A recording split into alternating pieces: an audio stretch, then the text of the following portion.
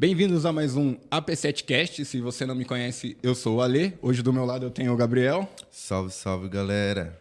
Galera, seguinte, o nosso convidado de hoje é um cara do audiovisual, é um cara que vai mostrar pra gente tanto essa nova pegada aí do digital, mas também conciliar essa pegada com negócios. Hoje a gente tem aqui com a gente o Isaac. Seja bem-vindo, Isaac. Isaac Moreira. Tudo bem, galera? Pra mim é uma honra estar participando com vocês. Espero acrescentar muito aqui nesse podcast hoje. Pô, que top. Eu primeiramente queria agradecer e já aproveitar, pô. É um prazer nosso ter você aqui. A gente fica bem contente aí poder estar compartilhando um pouco aí de tudo que você vem vivenciando aí e vem arrastando aí com a galera, arrastando uma multidão aí com esse trabalho incrível que você vem fazendo no audiovisual.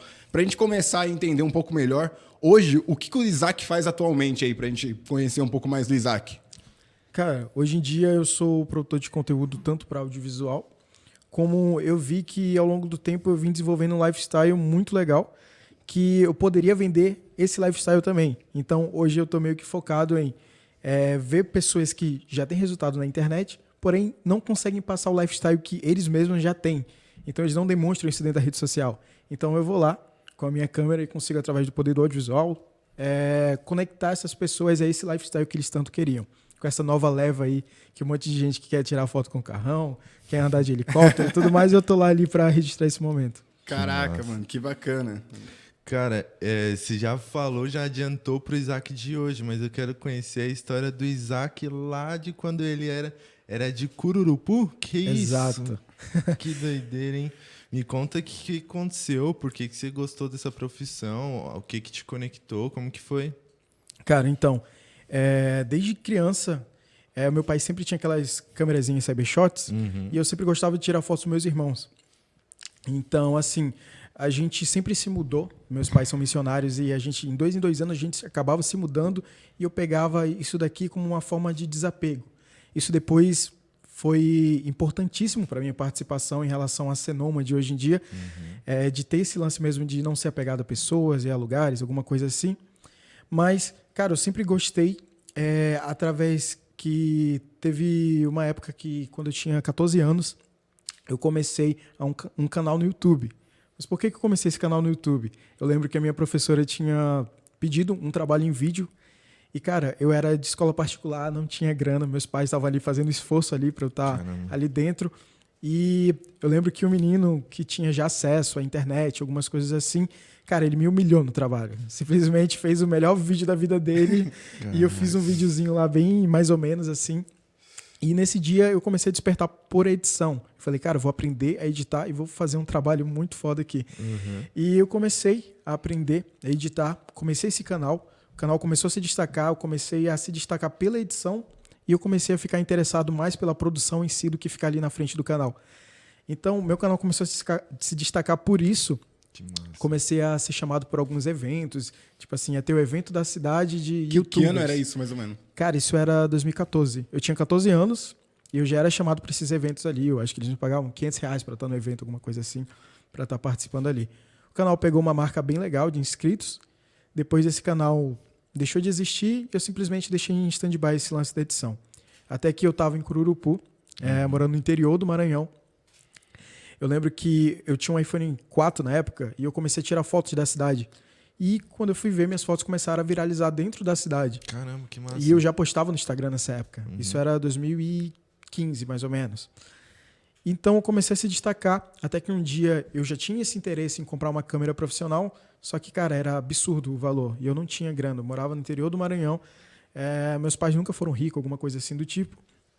E eu decidi, um dia estava passando pela rua, eu vi um estúdio fotográfico, era o único que tinha na cidade, eu decidi entrar nesse estúdio. E, cara, eu decidi para perguntar se teria alguma câmera usada, se eu poderia tá comprando dele, essa câmera usada, que era muito mais barato, eu meti a cara. Quando eu cheguei lá nesse estúdio, o cara me falou... Acho que não tinha nem OLX nessa época ainda, né? Nem tinha... Né? Era bem fraco, tinha OLX e tinha outro site que também... Bom Negócio, Bom Negócio. Era Bom Negócio. Bonegócio.com. Bonegócio.com, que depois acabou sumindo. E eu entrei lá e ele falou, cara, tenho essa câmera aqui, custava R$400 na época, só que eu levei para casa essa câmera para perguntar pro meu pai se ele podia comprar para mim, e ele falou que podia só final do mês, parcelado e tudo mais. E quando eu voltei para entregar essa câmera pro cara, para falar sobre as condições de pagamento e tudo mais, esse cara falou assim, Isaac, eu te acompanho já no Instagram já faz um tempinho e eu gosto muito das suas fotos. Você já trabalha com alguém? Alguma coisa assim? E sou dono do estúdio. E simplesmente eu falei, não trabalho, não sei o quê. Acabei que eu saí com a câmera de lá e com o emprego. Tinha acabado de conseguir um emprego no estúdio fotográfico, que era para tanto eu tirar foto de eventos, como até foto 3x4 também eu tirava, fazia tudo. Era design, alguma coisa assim. E, cara, lá eu fiquei 6 meses dentro desse estúdio e comecei a me destacar. Inclusive, meu chefe começou a ter ciúme de mim lá. Eu causava ciúme até por conta... Os filhos dele pediam para tirar foto comigo e não com o pai, sabe? Alguma coisa assim. Isso eu tinha, o quê? 16 anos, sabe? E eu passei 6 meses dentro desse estúdio. Ganhava R$300. Acabou que no final eu que paguei minha câmera, não foi meu pai. Olha isso. Ganhava Caralho. R$300. Quantos anos? Isso eu tinha 16 anos. Massa demais. Eu paguei essa câmera e todo o meu salário eu comprava algum equipamento. Minha mãe falava assim, não, filho, não gaste seu dinheiro com todo o seu dinheiro aqui com equipamento, só que eu ia lá e comprava um equipamento. Acabou que depois de 6 meses eu já tinha os meus equipamentos e agora eu podia empreender. Então esse foi o tempo de me capitalizar para depois ir para o empreendedorismo. Eu vejo como se fosse uma fase da gente que todo mundo passa ali. É a fase da capitalização, depois vem a fase da escala e assim vai. Depois que eu comprei, cara, eu falei, no primeiro mês eu ganhei R$900. Eu falei, nossa, isso daqui eu nasci para fazer isso. Se lá eu ganhava 300 e no primeiro mês consegui 900, imagina só. Aí no segundo mês eu não ganhei nada. Nossa. Foi a vida ali dizendo para mim, cara, que não vai ser tão fácil quanto eu pensava. Chegou no terceiro mês, eu lembro que eu recebi uma ligação que era da assistência social da minha cidade, no interior lá, perguntando se eu poderia tirar algumas fotos do aniversário da cidade. Cara, eu peguei minha câmerazinha lá, fui lá, tirei as fotos, tirei as melhores fotos da minha vida. Até hoje eu tenho essas fotos guardadas no Drive. Massa. E quando eu cheguei lá para entregar essas fotos e cobrar um valor, já pensei, vou cobrar R$700 e tô feito aqui. Ela simplesmente falou, Isaac, eu não vou pagar essas fotos. Caraca. Eu falei, como assim, cara? Não vai pagar? E eu já tinha conseguido a grana de comprar minhas lentes, minha câmera, meu notebook, tudo isso ali. E ela falou assim, Isaac, a gente está precisando de um fotógrafo aqui, um videomaker, e eu quero te dar um emprego aqui. Então, ela foi lá e me deu um emprego na assistência social. Caraca, Foi velho. lá que eu tive umas experiências mais loucas da minha vida, que foi fotografar crianças de situações de risco. Nessa época já tinha esse nome, videomaker mesmo? É uma curiosidade minha. Cara, tava surgindo. Foi nessa época ali que foi julho de 2016 ali que tava começando a surgir. Porque assim, acredito eu, hoje parece um pouco mais popular, né, essa área aí de audiovisual. Hoje a gente tem muita ferramenta acessível aí na mão de boa parte da galera. Mas nessa época aí não era tão comum, assim, né? Essa parte do vídeo, assim. Era um ou outro, no caso. Que... A gente não tinha referência de quem realmente tinha dado certo fazendo aquilo. Porque as plataformas também estavam começando, a gente não tinha essa autoridade aí de boas pessoas, né? Como é que era nessa época aí? Você, até falando de referência mesmo, você falou de referência.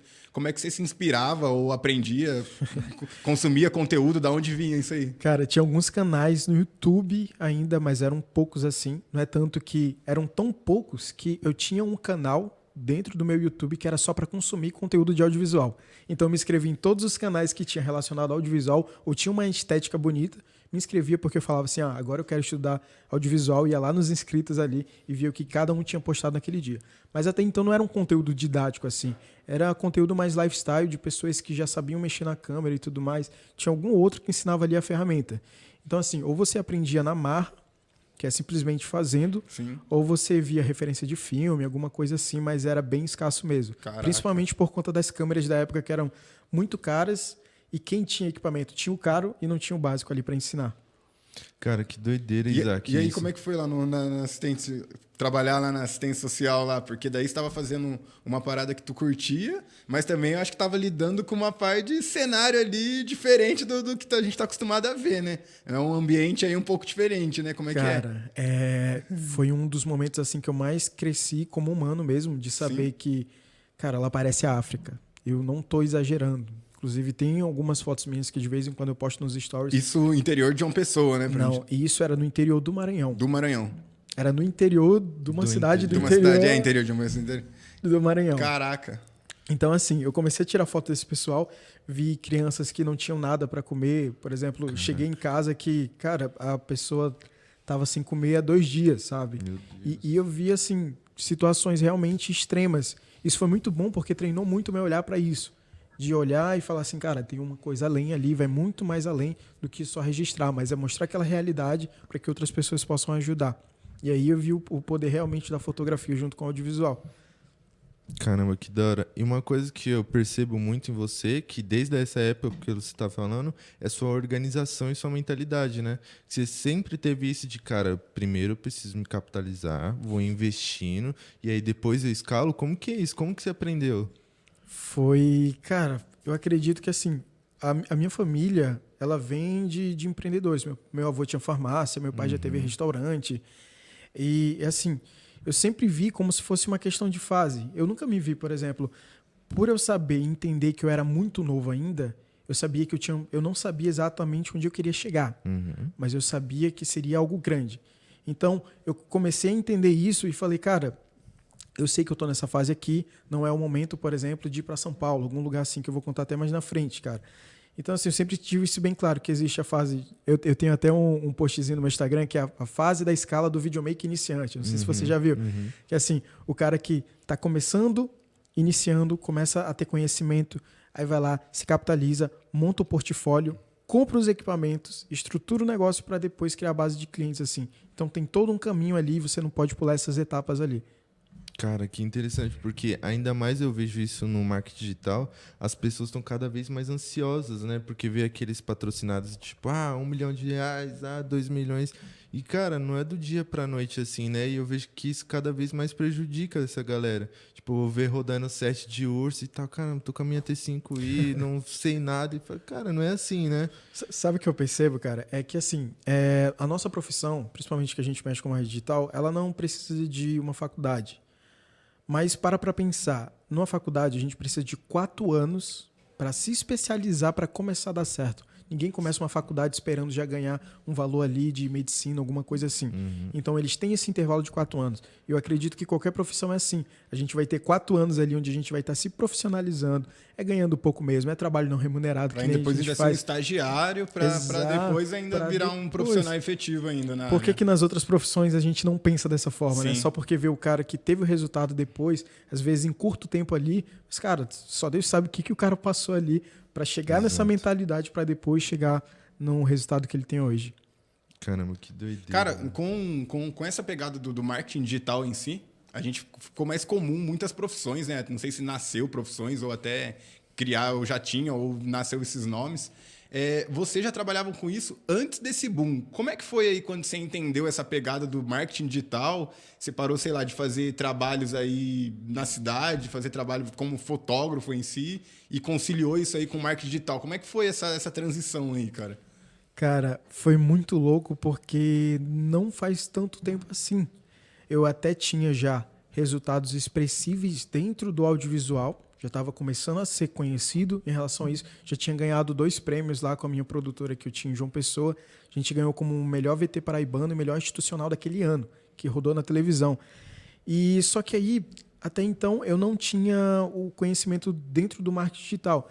Né? Tanto que eu percebi depois, cara, que a gente vendia uma coisa, uma ideia de tipo assim, o negócio local vai ter mais visibilidade com aquele vídeo e tal, não sei o quê. Mas, cara, não adianta de nada um material se você não tem distribuição para aquele conteúdo. Exatamente. Então, comecei a perceber o poder daquilo e no início da pandemia eu tive 2 escolhas. Foi o seguinte, começou a pandemia e tudo mais, eu comecei a jogar, que a maioria falou, isso daqui vai ser uma semana, não sei o que, vou aproveitar, vou tirar minhas férias. Cara, quem trabalha com isso não tira férias, né? A gente sabe, é de domingo a domingo. Sim, não tem feriado, né? Não tem nada. A internet não desliga, né? Não tem nada.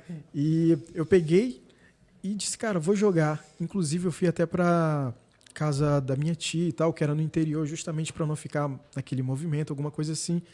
E eu lembro que eu tava de madrugada, cara, pesquisando alguma coisa e reparei com algum anúncio ali, tanto de marketing digital quanto de trader, alguma coisa assim, estava bem nessa pegada aí. E eu falei, cara, eu preciso saber que esses caras estão ganhando dinheiro. Do nada, alguma coisa assim.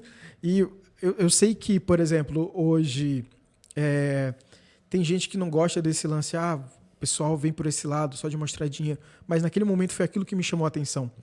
Foi aquele lance de saber, caramba, esse cara tá tendo resultado, o que ele tá fazendo? Isso que me despertou para olhar para cá e falar assim, ó, tem um caminho ali que um pessoal tá trilhando e eu quero saber que caminho é esse. Foi até que eu conheci, cara, o marketing digital através... Eu acredito que as primeiras pessoas que eu vi foi a Ana Jordes. Foi uma das primeiras pessoas que eu vi que ela era da minha cidade e eu lembro que a gente se seguia antes. A gente já tinha trocado uma ideia e do nada essa menina transformou de vida, virou milionária, não sei o quê. Eu falei, cara, o que essa menina fez? Então, eu comecei a estudar. Eu lembro que nessa madrugada eu peguei das 6 da noite até 6 da manhã só estudando. Caraca. Estudando tráfego, estudando copy, estudando marketing de afiliado. Eu queria entender todo o ecossistema para entender o que estava rolando ali. E, cara, foi assim, eu vi o quanto que as coisas estavam unidas. E na época nem estava naquela fase de, cara, audiovisual é importante. Porque eu vejo que passou por duas transformações. Até a pandemia, até ali, meados do ano passado, a gente tinha muito produtor que era o seguinte, ele não priorizava o audiovisual. Porque se tivesse a grana, se tivesse 50 mil, era, sei lá, 45 mil de tráfego e 5 mil para o audiovisual. Porque era o que dava resultado. Eu não vou mentir, cara, eu sugeria isso mesmo para o meu cliente. Porque eu sei que ele investir numa grana e tendo audiovisual meio zoado, mesmo assim, iria vender. Mas aí passou esse amadurecimento do mercado, que a galera não compra mais pelos aqueles anúncios zoados, ou aquela aula que é só webcamzinha, não sei o que ali e tudo mais. E eu vi toda essa transformação que, cara, os caras não estão agora priorizando só o tráfego. Entendem que é todo um conjunto ali para você chegar naquele resultado ali. E a evolução foi em pouco tempo, né? A gente não pegou assim um caminho tão grande assim para a gente sentir essa diferença, né? Em pouco tempo foi bem grotesca essa evolução, né? De qualidade em si. Eu não vejo nem só no audiovisual, mas em todas as áreas. É um mercado totalmente novo, um mar super aberto. Mas eu tenho uma visão que ele cada vez mais vai se profissionalizar. Subiu demais a régua, né? Eu acho que a régua do marketing digital em relação ao vídeo subiu depois do Fint, cara. Já tava vindo numa crescente, agora chegou o Fint. Daqui pra frente, falei, cara, é outra coisa que vai rolar daqui. E, tipo, ele até é muito, né? Tipo, o Dudu arrebenta até demais. Os vídeos dele são, tipo, Netflix. Sim. Eu acho que até o Enzo falou isso, que é um outro videomaker. Que acho que ele faz até o além. Mas, cara, depois dele, não tem como a gente fazer as aulas de webcam. Acho que subiu demais mesmo. E, cara, você comentou da Ana Jordes. Como que foi fazer o lançamento dela? Se dirigiu? Como que foi esse processo? Foi ela que fez você vir pra cá? Ou você já estava aqui? Como que foi? Então, cara, até no início do ano passado eu tinha produtora, tá? Então, eu já tinha minha produtora lá estruturada, a gente tinha uma base de clientes legais. E eu percebi que, cara, não era ali que eu queria ficar o resto da minha vida. Eu poderia chegar até um teto e não conseguiria mais do que aquilo. Foi aí que eu peguei esse ano todo que eu tinha estudado, eu passei 2020 todo estudando marketing digital, e falei, cara, o que eu vou fazer com esse conhecimento? Eu tenho uma produtora física, nada a ver com alguma coisa assim, só que tinha um propósito daquilo. Então, eu fui lá no final do ano passado, vendi a minha parte da produtora, falei, cara, não quero mais continuar aqui, eu tinha um sócio e tudo mais, e eu vou seguir minha vida aqui, que eu quero. Então, eu tinha um plano de virar nômade em agosto desse ano. Queria porque queria, já tinha visto outras pessoas. Eu sempre gostei desse lance de viajar e tudo mais. E eu lembro que em março, na verdade foi em dezembro, a Ana começou a me seguir no Instagram. E ela falou assim, Isaac, não sei o quê, tem algum editor aí, alguma coisa assim, que você quer recomendar da agência? Eu falei, tá, não sei o quê. A gente acabou não se falando depois, mas em março ela falou assim, Isaac, qual a sua disponibilidade para a gente fazer um lançamento relâmpago em abril desse ano? Eu falei, tenho disponibilidade. Tranquilo. Só que aí era um lançamento relâmpago. Eu pensei, vou passar uns 15 dias, tá tranquilo, então. Só que aí ela pediu que queria conversar comigo. Ela mandou mensagem, preciso conversar contigo, mas precisa ser aqui em São Paulo. Caraca, velho. Beleza? Não dá pra rolar uma call, né? Não dá pra rolar um zoomzinho ali no Meet. Seria mais fácil. O Meet, né? E aí, como é que foi? E acabou que eu vi... Isso você tava em João Pessoa, Isso, né? eu tava em João Pessoa. Ali João do Pessoa, lado, na Paraíba. vizinho. Pode rolar um call como se fosse aqui no café. E eu cheguei, comprei minha passagem e falei, cara, eu vou. Só que, como eu tava nesse plano já de querer ser nômade, eu pensei comigo mesmo, cara, eu vou lá, faço esse lançamento e eu já adio tudo isso que eu tô pensando de virar nômade. Então, assim que eu comprei a passagem, eu vendi tudo que eu tinha de uma pessoa. Caramba, Vendi, tipo, velho. televisão, até meus hobbies mesmo, como violão, piano, que eu já tocava e tal, tudo mais. Tive que me desfazer tudo, porque eu falei, a oportunidade bateu na porta, vou virar nômade agora. Então, cheguei aqui em São Paulo com uma mochila e uma mala de mão. Não era nem aquelas malas gigantonas e até hoje é o que eu tenho, sabe? Então, quando eu cheguei aqui, a gente conversou e tudo mais e ela me contou um pouco mais ou menos do projeto, alguma coisa assim. Só que até então a gente pensava que era um projeto pequeno, até ela mesmo pensava assim. A gente começou a desenvolver, a gente sabia que ia ser algo diferente, só que eu vim para cá sem nada certo. Vim para cá em prol de uma reunião e quando eu cheguei aqui em São Paulo, eu comecei a contactar todo mundo que eu conhecia de São Paulo. Falava, vim para morar. Eu sempre falava isso, porque eu não tinha nada certo aqui. E eu percebi que quando eu falei isso, cara, todo mundo me apoiou e falou assim, cara, as coisas acontecem aqui, você vai gostar muito daqui. Que massa, Isso cara. me chamou muita atenção de, tipo assim, tudo estava acontecendo em uma semana, que eu vivi uma semana, era o que eu vivia, sei lá, em 3 meses lá. Então é muito daquele lance, você deu 3 passos para trás, mas uma semana depois você já tava correndo maratona. Tava desse jeito. E é louco para pensar que eu era dono de uma produtora, já tinha todos os equipamentos do mundo, não sei o quê, tinha gente trabalhando para mim e do nada eu decido largar tudo, começar do zero, sem câmera, sem equipamento, em prol de algo maior, sabe? E eu percebi muito isso, que a partir do momento que eu me desfiz das coisas que me prendiam fisicamente, falei assim, agora ninguém me segura, velho. Isso é até uma coisa que eu escutei num podcast, eu acho que do Flávio Augusto, que uma coisa que ninguém consegue te treinar é sua fome de querer vencer. Você não nasce com isso. Você adquire e você, tipo assim, cara, eu quero dar certo em São Paulo, eu vou fazer acontecer dar certo em São Paulo. Então eu comecei a ligar para todo mundo, prospectar, não sei o que, falar que estava aqui. Eu falei, cara, eu vou virar referência nessa parada aqui. Então, quando eu cheguei aqui, fiz alguns trabalhos e a gente fez o primeiro vídeo com a Ana, que é uma carta para a Ana do passado. Eu dei a ideia e tudo mais. Eu queria fazer esse vídeo lá em João Pessoa. Eu contactei ela perguntando se ela queria fazer esse vídeo e acabou que não deu certo, não sei o que. Ela acabou vindo para São Paulo e quando eu cheguei aqui em São Paulo eu pude fazer esse vídeo. Esse vídeo deu tão bom, a gente, tipo assim, com um vídeo só a gente capturou mais de 20 mil leads. Pra ter noção. Foi só aquele vídeo que não tinha uma divulgação, não tinha um tráfego em cima dele. Foi no orgânico ali, uma história da carta para a Ana do passado. Nossa, imagina isso aí. O Roy disse. Que isso. E assim, a galera curtiu pra caramba, veio numa pegada nova, que ela já tinha uma pegada mais de vlog e tudo mais. E a gente viu que, cara, sairia uma coisa muito grande dali. E a gente sentou para fazer o lançamento. A história que foi contada foi eu, mais 5 pessoas, se não me engano, 6. A gente começou a contar a história e conforme a gente ia desenvolvendo o lançamento, cara, a gente via que era um negócio não tão simples assim. Uma dúvida, Gigante. nesse período aí, você ainda tinha aquela mentalidade que o vídeo visual não era ainda tão importante dentro desse processo? Como é que você se posicionava nessa época aí? Então, isso aqui foi em abril desse ano, tá? Já foi depois da era Fint, como ele falou. Então você já tinha entendido Eu já tinha para que entendido lado... a parada que, inclusive até no Clubhouse a gente discutia isso, sobre marketing digital e tudo mais. Cara, tem muita oportunidade dentro do marketing digital, porém tem pouca gente boa.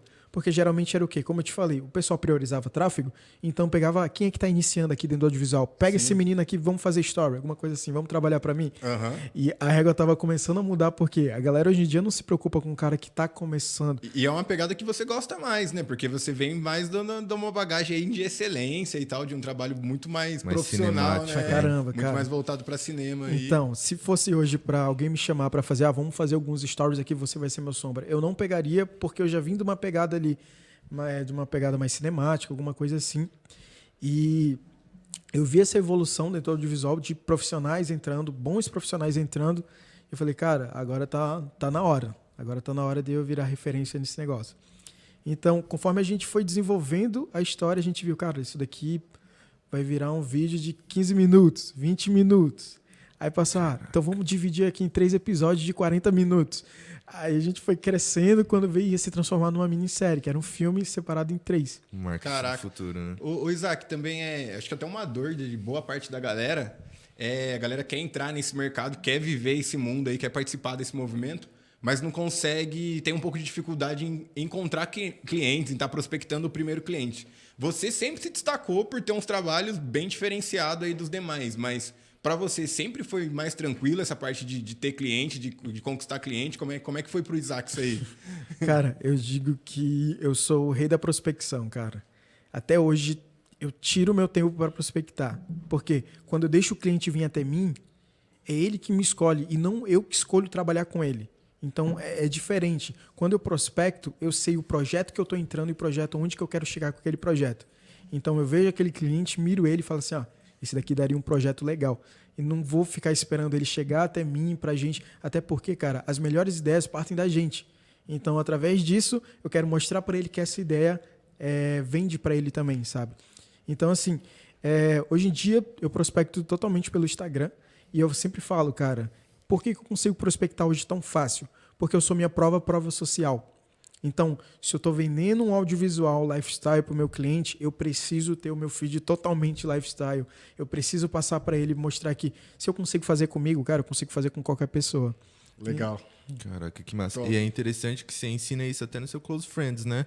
Que a galera conhece seu Close totalmente pela escala, o processo que você ensina o videomaker do zero até ele começar a vender, enfim. E totalmente esse lance de prospecção, que eu acho incrível. Fica aí até a dica pra galera aí. Você está começando hoje, não é comprar câmera que você precisa agora. Você Exato. precisa agora entrar na Close Friend desse cara. Que Até não é hoje eu não porque tenho câmera, né? Isso é real. Até hoje você tava tendo esse computador até esses dias. Não tava? Exato. Eu falei assim, cara, quando eu saí da produtora e não tinha nada, eu tinha 2 caminhos. Ou eu pegava minha reserva de emergência e comprava meus equipamentos, ou eu poderia fazer disso uma jornada do herói. Então eu decidi fazer a jornada do herói. Então eu comecei a ver, cara, eu sei que eu vou dar certo. Porque quem consegue uma vez e aprende de fato, não passou por sorte ou não contactou algum network, alguma coisa assim, Sim. consegue fazer de novo fácil, cara. Então, eu peguei isso daqui, saberia que daria certo, e eu falei, vou vender isso em forma de Close Friends, essa jornada do herói. Então, todo o meu Instagram foi voltado para isso. Eu vou começar do zero um negócio audiovisual e vou ter sucesso novamente. E tá acontecendo. O cara pegou, agora um Mac e, pelo que tava falando, já vai vir novidade de câmeras. Isso. E, cara, é muito interessante ver isso. Pelo que você tava falando, que quem conseguiu fazer uma vez e não... Eu acho muito interessante isso. E não contou com sorte, consegue fazer de novo. E é uma parada que eu admiro muito em vários empreendedores, essa resiliência. Porque, cara, eu vejo os caras falando, eu quebrei uma vez, quebrei 2, quebrei 3, quebrei 4 e voltei. E aí, esses dias eu tava até parando pra pensar, cara, como que ele quebrou tanto e voltou tanto? Eu acredito, não sei o que você pensa, mas eu acredito que seja pelo tanto que ele se joga, o tanto que ele entrega, o tanto que ele acerta, o tanto que ele erra. E é algo que muitos videomakers têm medo, cara, que eu vejo. Que, cara, ele tá na casinha dele de casamento e fala, cara, eu acho que fazer aquela publicidade ali não vai dar tão bom. E aí ele pega aqueles 4 eventos por mês ali, quando pega e não cresce. Que dica que você daria para esse cara que tem a mente fechada, que não quer se abrir para novos caminhos, que ainda não conhece o marketing digital com o audiovisual? O que você pensa? O que você falaria para esse cara? Cara, você, como todo empreendedor, você começa a ter gosto pelo risco. Então, você quer ver a parada crescendo novamente, você quer ter esses desafios. Por exemplo, eu tinha... eu acho que 5 anos de carreira e eu estava tendo de novo a tesão pelo primeiro cliente, ter novo desafio, alguma coisa assim. Então, cada vez isso ia me renovando. Eu gosto desse lance de desapegar e começar do zero. Mas o que eu tinha de dica para esse cara, velho, é que esse cara nunca vai sair dali, nunca vai conseguir ser um grande diretor ou nunca vai conseguir ganhar bem se ele ficar naquela caixinha ali. Porque muita gente quer ter a vida de lá, mas não está disposto a arriscar o que aquele cara fez. Nossa. Muita gente vê o Isaac, não sei o que, o Isaac ganha bem hoje, não sei o que, viaja o Brasil todo e tal. Mas, cara, eu tive que arriscar. E por incrível que pareça, em todos os momentos da minha vida, o momento que eu mais cresci foi quando eu tive que andar uns passinhos para trás. Foi todo aquele lance de se mudar para o interior do Maranhão. Foi o lance de largar um processo que eu já estava indo bem no interior do Maranhão para ir para João Pessoa e começar tudo do zero. E agora largar a produtora para vir para São Paulo e arriscar tudo do zero de novo. Então, todas foram fases chaves, né? São pontos de inflexão, que nem o Flávio Augusto fala, que fizeram parte para eu estar me tornando a pessoa que eu sou hoje. E tudo isso com apenas 21 anos. Isso, eu tenho 20 anos. A galera que tá vindo aqui tá escondendo a identidade, não é possível. Cara, eu sou um cara que sempre curti essa parte de vídeo, sou amante aí do cinema, e hoje eu sou bem contente em poder trabalhar e acompanhar um pouco mais de como funciona todo esse bastidor e ver como que é o trabalho dessa galera. Uma parada que me impressionou muito é quando eu comecei a ver alguns conteúdos na vida real, pessoalmente, e depois ver os trabalhos de imagem que a galera faz e a transformação que essa galera consegue fazer com um cenário. Tipo assim, a parada fica mais legal do que no real, assim. Como é que é isso? Como é que é esse poder, assim, que vocês têm, assim, nas lentes aí, de fazer a parada ficar mais legal do que na vida real, assim? Sim, cara. Isso sem efeito nenhum, eu digo assim, através de imagens nítidas mesmo. Sim, cara, eu vejo sempre como uma questão de você ter repertório, sabe? Você precisa estar bem alimentado para você exercer, porque, cara, é que nem um amigo meu falou, agora na última viagem que eu fiz, é o seguinte, cara, arte, ela não é escalável, então, por ela não ser escalável, cara, você precisa ser o melhor artista possível para que a sua arte vire cara, para que você possa realmente ter destaque naquele lugar. Caramba, que massa isso. Então, eu comecei a perceber isso. Então, hoje em dia, por exemplo, eu preciso, durante o dia, consumir 3 conteúdos do Vimeo, ver o que lá de fora tá dando certo, alguma coisa que tá vindo em tendência, assiste um filme aqui. E é muito louco que a gente estuda assistindo série, né? Assistindo filme, alguma coisa assim. Não contente já de viajar, de ser nômade. Aí o cara pega pra estudar qual que é o conteúdo do cara, o cara vai ver uma série. Vou assistir Netflix. Pô, legal, hein? Então, assim, você tem que se cuidar em relação ao seu repertório. Você precisa estar consumindo ali bons conteúdos. Você precisa estar vendo ali o que está dando certo. O diretor tal usou essa luz aqui, ou então isso daqui está mais em alta, esse tipo de cor e tudo mais. E você vai tendo esse destaque ali dentro da arte, como eu falei. A arte não é escalável, mas você pode tornar sua arte cara. Que massa. Cara, e uma coisa que eu vejo você falar sempre, até nos seus stories, fica outra dica, acompanha a caixinha de pergunta dele, porque vale muito mais que muito curso. Eu já aprendi muita coisa mesmo. Enfim, eu vi que você fala muito sobre diversidade de renda, até mesmo como videomaker. E como que é isso na prática, cara? Porque até eu mesmo, hoje, abri a mente agora, depois de acompanhar você e outras galera. Porque a minha é sempre, não, sou videomaker, minha renda vai vir daqui, e é isso. E aí depois que eu falo, cara, até quando eu vou ficar conseguindo carregar uma Blackmagic, uma 70-200 com um gimbal, nananã, o negócio dá 5 quilos, velho. Até quando eu vou conseguir carregar isso, sabe? Então, como que você encara isso? Como que é essa diversidade de renda na prática, assim, sabe? Cara, por muito tempo eu fui a pessoa que batia no peito e falava assim, eu vivo só de audiovisual, que orgulho de mim, não sei o quê, a minha arte me sustenta, alguma coisa assim. Só que depois eu fiquei pensando, depois que eu comecei a ter mais consciência, falei, nossa, que droga, eu vivo só de audiovisual, como assim, cara? Então estou construindo todo o meu patrimônio em cima de uma coisa que, se eu quebrar um braço, não tenho faturamento. Se eu ficar doente, não tenho faturamento, depende totalmente de mim. Então, a partir desse momento, eu falei, cara, eu preciso diversificar isso da melhor forma possível. Como assim? Até quem faz mentoria comigo, cara, eu sempre peço para a pessoa fazer um estudo, que é o seguinte, o que eu tenho de habilidade versus o que eu posso ganhar dinheiro. Então, se eu tenho habilidade para X coisas, como é que eu posso monetizar isso? Então, por exemplo, cara, tem gente que, por exemplo, não sabe editar um podcast, sabe tratar áudio, por que não vende só a edição do áudio? Porque videomaker em si, ele é uma junção de várias profissões. Sim. Só que a gente não para vender isso individualmente. Por exemplo, hoje em dia, eu trabalho tanto como um produtor executivo. Eu sou o cara que, por exemplo, você tem uma produção e fala assim, Isaac, eu tenho X para investir. Eu vou montar o time e vou fazer isso à distância. Tanto que eu estou tocando uma produção que é de um jogador do Flamengo, que é lá do Rio de Janeiro, estou tocando daqui. Então, tudo isso eu consigo fazer à distância ali, consigo diversificar. Tenho meu trabalho como colorista. É uma coisa que eu consigo fazer também à distância. Foi uma coisa que eu aprofundei mais para poder vender isso em outras produções. Eu estava até guardando. O que é esse trabalho de colorista aí, para a gente conhecer um pouco mais? Cara, para quem não sabe, colorista é o cara que fica por conta de colocar as cores nos filmes. Toda câmera de cinema, ela grava em um conteúdo todo cinzento aqui. Então, que a gente chama de log. ela vem toda sem saturação, sem contraste e tudo mais, e o colorista ele vai fazer todo esse processo. Sabe aquelas imagens, por exemplo, que você vê bem azulzona, alguma coisa assim, bem cinemático mesmo? Tudo isso vem com influência da cor mesmo. Então não é de repente a câmera, alguma coisa assim, não, vem tudo da cor. Então eu comecei a aprofundar sobre isso, sobre estudo das cores, e vi que eu podia monetizar isso. E era uma coisa que, como eu estava procurando trabalhos que eu pudesse fazer remoto, eu poderia vender tanto para o cliente final quanto para produtoras. E peguei meu network ali e comecei a oferecer o serviço de colorista para o pessoal. Caramba, que massa. Eu vejo que em pouco tempo, porque assim, pelo que você estava falando, você chegou aqui em abril, foi isso? Cara, desde abril a gente acompanha essa evolução sua. Tipo, parece que você já fez a faculdade, a pós e já está aplicando tudo. Tô no doutorado. Já está no doutorado. E como que você falaria, explicaria como você sendo essa esponja de conhecimento assim e aplicando ao mesmo tempo, né? Porque eu acho que mais importante do que aprender ou ouvir é ao aplicar, né? O que você falaria para a galera assim de conselho?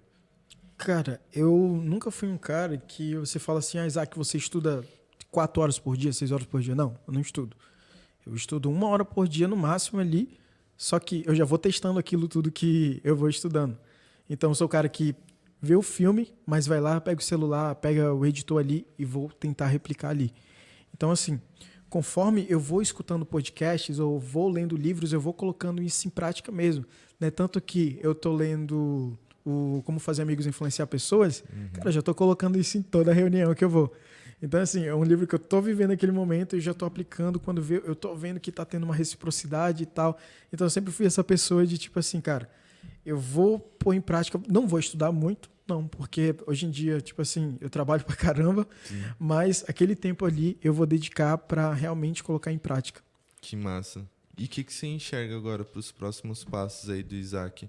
Porque eu creio que você pretende escalar disso de uma forma muito maior do que... Hoje você está solo, né? Hoje eu tô solo. Uhum, Foi uma coisa que eu escolhi.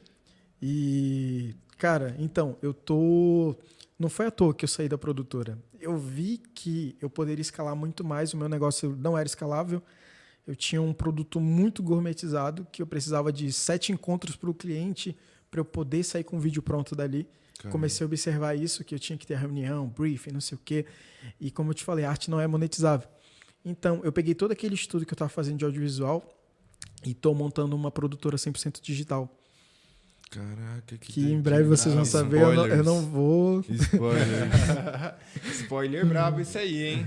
Eu estou montando uma produtora essa produtora que vai me dar escala, que vai me dar equity, que vai fazer com que eu... Por exemplo, eu e Isaac, hoje em dia eu viajo o Brasil todo fazendo trabalho. Mas eu sei que eu não posso fazer um trabalho aqui em São Paulo e ao mesmo tempo estar atendendo em outro canto.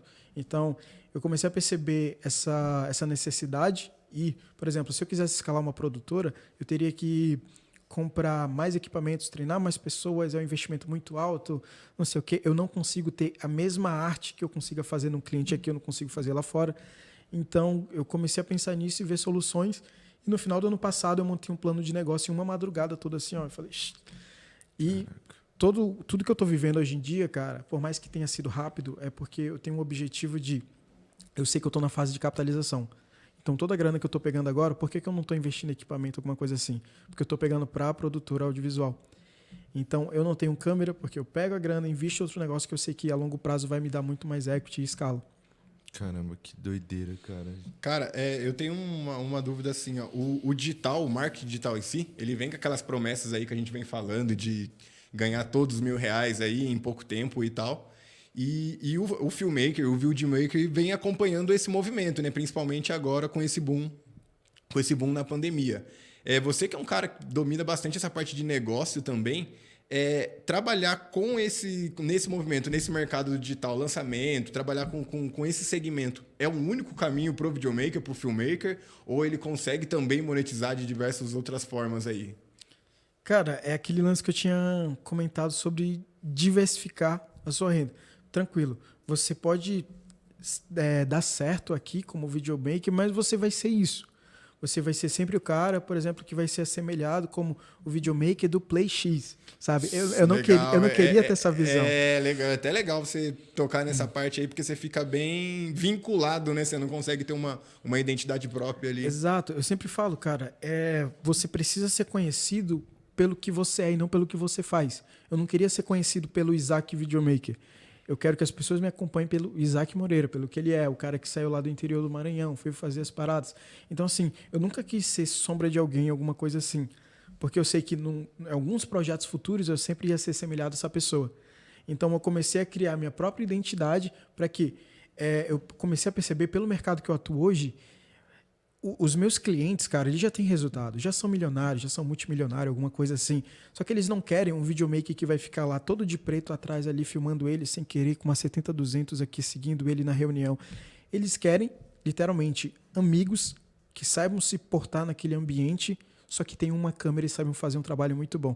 Então eu me vejo assim. Legal, Eu sou como amigo do multimilionário que tem uma câmera ali e vai trocar ideia do mesmo nível ali com os outros amigos dele, no mesmo lugar que ele, vai pagar 300 conto no jantar, vai pagar, mas ele tá ali como seu amigo que sabe fazer um bom trabalho para você. Pô, que massa. Tem isso aí no Close Friend lá também? Tem essa também, parte? Tem também. Caraca, aí sim. Cara, Isaac, desde já quero te agradecer por todo esse conhecimento aqui, esse tempo valioso que você passou com a gente. Eu mesmo, não sou bobo, já aprendi muita coisa, já vou começar a aplicar. E, cara, você tá sempre convidado aqui, volte mais vezes. Até eu peguei algumas informações aí que você passou. Você conhece o Rafa Donofrio? Conheço. Cara, eu tô vendo muita coisa. Nosso vizinho, né? Né? E, aliás, já tá super convidado aqui. Seria muito bacana ter vocês dois aqui junto. E muito do que você fala, eu vejo muito do que ele fala também. E qual que são algumas das suas referências, assim, tanto a parte de vídeo, marketing... só pra eu poder dar umas afogadinhas aqui também, né, galera? Cara, hoje em dia eu não me inspiro em ninguém do audiovisual. Eu não tenho referência do audiovisual, por exemplo, vou pegar os plays, porque a maioria deles não estão fazendo o que eu estou fazendo. Interessante. Então, se eu quero ter resultados diferentes, porque eu vou me espelhar em uma pessoa que está tendo o mesmo resultado, sabe? Então, o que eu fiz? Referência estética, só vejo no Vimeo todo dia, diretores de fora. Eu quero ver o que está em tendência lá fora, o que está dando certo, para que eu possa aplicar isso aqui dentro do marketing digital. Está dando certo lá? Fora disso, o quê? Eu me inspiro muito no Flávio Augusto, já deu para perceber pela parada, sim, até do linguajar você pega ali. Sim. Que é uma coisa que eu busco hoje, equity. Então, assim, eu estou me inspirando mais em empreendedores de sucesso do que propriamente pessoas dentro do audiovisual. Que é muito mais interessante, né? Sair dessa caixinha. Exato, porque, cara, não é pela técnica que você sabe, mas de que forma que você executa ela. Como que você faz? Por exemplo, hoje em dia eu tenho um produto altamente gourmetizado. Porque o quê? Eu viajo com os milionários, faço conteúdo não sei o quê, mas será que meu vídeo tá digno de um cinema? Não tá, mas é a forma que eu executo ele. É a forma que eu sei lidar com a pessoa, sei como ela quer ser bem tratada, sei como lidar com essas pessoas, eu estar ali no meio. Então, acho que isso vem como diferencial. Eu aprendi não a técnica, mas aprendi a estar com os grandes, sabe? Que massa. Até falando dos grandes, como que foi estar no Gold DG, né, que você estava nesses últimos tempos? Qual que foi a experiência? Você já tinha participado de um evento nesse nível? Cara, não. Foi muito louco, cara, que eu trabalho com isso. E todos ali estavam em busca disso. Então, todo mundo era meu lead ali, eu falo. A gente teve até uma brincadeira que a gente estava anotando o Instagram da galera para postar Reels em real time. Nossa, então, a gente gravava os Reels do pessoal e já entregava para eles ali, já mandava num drive, eles já baixavam e já postavam no mesmo dia e tudo mais. E eu que estava anotando esses arrobas. Eu falei, pessoal, tô fazendo isso daqui, vou fazer minha lista, vou jogar tráfego para todo mundo aqui. Todo mundo vai ver meus vídeos a partir Pensa numa lista qualificada, essa daí. O Roy daqui tá... Cara, mas eu acredito que, finalizando, já acredito que é isso. Eu agradecer você de novo. Novamente reforçar que as portas estão super abertas. Aqui pode ser a sua sua segunda casa aí, como você falou. Você não tem casa, né? Aqui, você é o cara nômade. Porta mega aberta aí para quando precisar vir. Cara, eu também quero te agradecer. Foi um prazerzão aí conhecer um pouco mais da história do Isaac aí. E pra gente concluir, se der para você dar uma dica aí, é bem todo o pessoal que vem aqui com a gente dar essa visão aí. Você passar aquela dica para aquele pessoal que está um pouco perdido aí, não sabe que decisão tomar nesse momento aí que a gente está vivendo agora. E acredito que você consegue contribuir bastante para essa galera aí. E brigadão por você ter vindo, cara. Pô, cara, primeiro eu queria agradecer pelo convite, foi uma honra trocar esse papo. E, cara, a dica que eu vou dar pro pessoal é que não fica preso na técnica, cara. A técnica, com o tempo, você vai adquirindo ela. Você ter um produto bom é muito melhor do que você ter produto excelente e ninguém conhecer ele. Então, eu prefiro entender um pouco mais sobre o mundo. Eu estudo todo o mundo do marketing digital para vender só vídeo. Como assim? E é esse o diferencial. É você entender todo o meio para você saber por que você está fazendo aquilo, qual que é o propósito daquele vídeo. Será que é só para capturar lead? Será que é para vender alguma coisa? Será que é só para levar ali para uma conversão e tal? Você precisa entender todo o meio para depois saber com que você pode fazer em prol. Eu digo que o vídeo só é uma das partes da comunicação. E você, como videomaker, não pode ser, por exemplo, aquele apegado àquela única forma de comunicação. Não. Existem várias formas e o vídeo só é uma delas, sabe? Você entender que você está ali no meio de vários e não só um vídeo. Cara, massa demais. Mais uma vez, brigadão mesmo por estar vindo. Porta super aberta aí. Gabriel, acho que quer falar mais alguma coisa aí, Gabriel? Só agradecer de novo. E é isso, galera. Sigam ele aí, esse muso aí. Qual que é o Instagram? É Isaac Moreira. Galera, segue lá, Isaac Moreira. Com K. Pensa num Close Friends aí, mega valioso. Para você aí que ficou com a gente aí até agora, brigadão por ter participado aí de mais um AP7Cast. Esse foi o podcast do Isaac Moreira e tamo junto, galera. Até mais. Até a próxima.